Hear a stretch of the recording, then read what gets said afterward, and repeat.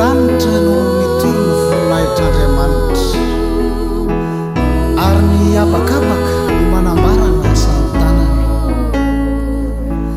Mahatsiarova ny asa mahagaga izay nataony dia ny fahagagana sy ny fitsarany vavany. Endrena maroan'ny asanao Jehova fa fahendrena no nanaovanao azy rehetra. Ny zavatra nataonao ny tany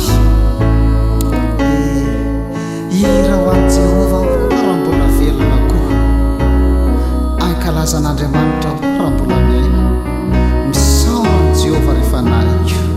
Amen.